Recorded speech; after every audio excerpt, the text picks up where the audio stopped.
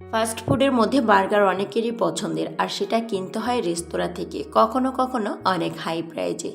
এই হাই প্রাইজের ফাস্ট ফুডটা যদি ঘরেই তৈরি করতে পারি তাহলে কেমন হয়?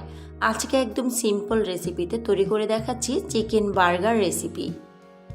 এখানে আমি বোনলেস চিকেন নিয়েছি। আজকে একটু ডিফারেন্ট ওয়েতে চিকেন বার্গারটা তৈরি করব। অ্যাকচুয়ালি বার্গারের ভিতরের চিকেনটা টোটালি আমার নিজের মতো করেই তৈরি করছি। মূলত বার্গারের ভিতরে চিকেনটা অনেক সিস্টেমে ব্যবহার করা যায়। আজকে যেভাবে তৈরি করছি এটা কিন্তু খেতে ভীষণ মজার হয়। অলরেডি চিকেনে আমি ড্রাই ইনগ্রেডিয়েন্টসগুলোকে ব্যবহার করেছি। দিয়েছি চিলি ফ্লেক্স, গোলমরিচ গুঁড়া, ভাজা জিরা গুঁড়া এবং গরম মশলা গুঁড়া।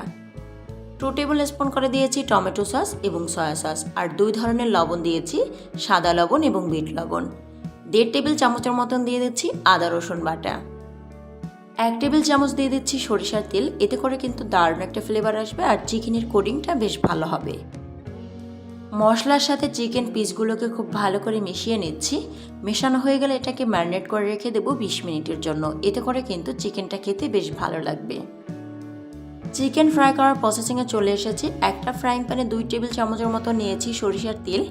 এরপর তেলটাকে প্যানের সারা গায়ে একটু স্প্রেড করে দিচ্ছি। এতে করে কিন্তু চিকেনটা খুব ইজিলি আলগা হয়ে আসবে। চিকেনটা দেওয়ার সাথে সাথে চুলার আঁচকে কিন্তু হাইতে রাখাই বেটার হবে, কারণ চিকেন থেকে এক্সট্রা অনেক পানি বের হবে। এখন একটি ঢাকনা দিয়ে চিকেনটাকে কুক করে নিচ্ছি 10 মিনিটের জন্য। 10 মিনিট পরে কিন্তু চিকেনটা এরকম ভাজা ভাজা হয়ে আসছে আর চিকেনটা প্রপারলি বয়েলড হয়েছে। চলে এসেছি বার্গার ডেকোরেশন করার জন্য। বার্গার ডেকোরেশন করার জন্য অবশ্যই এরকম একটা বার্গার বানের প্রয়োজন হবে।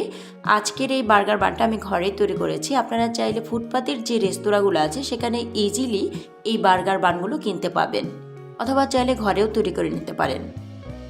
এখন ব্রেডের সাথে কিছুটা মেয়োনিজ লাগিয়ে নিচ্ছি। একদম সিম্পল রেসিপিতে মাত্র 5 মিনিটে ঝটপট করে সিদ্ধ ডিম দিয়ে কিভাবে মেয়োনিজ তৈরি করা যায় তারই একটি সিম্পল রেসিপি আমি আমার চ্যানেলে খুব শীঘ্রই আপলোড করব।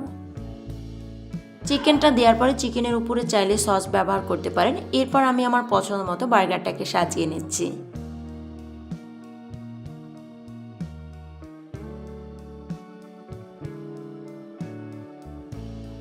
মেয়োনিজটা দেওয়ার কারণে কিন্তু বার্গার টেস্টটা অনেক গুণে বেড়ে যায়। আপনারা চাইলে এখানে চিজ ব্যবহার করতে পারেন। এতে করে কিন্তু বার্গারটা খেতে আরও ভালো লাগবে। রেসিপিটি ভালো লাগলে অবশ্যই আপনাদের ফ্রেন্ড এবং ফ্যামিলির সাথে শেয়ার করবেন। অ্যান্ড আই থিঙ্ক দ্যাট এই সুন্দর ফাস্টফুডটি বাসায় অবশ্যই একবার ট্রাই করে দেখবেন। আপনারা দেখছিলেন দিলশাহারা ওয়ার্ল্ড। এরকম সুন্দর, সহজ এবং সুস্বাদু রেসিপি পেতে অবশ্যই দিলশাহারা ওয়ার্ল্ডের সাথেই থাকবেন। ভিডিওটি ভালো লাগলে একটি লাইক করবেন এবং চ্যানেলটিতে সাবস্ক্রাইব করে পাশে থাকার আমন্ত্রণ করছি।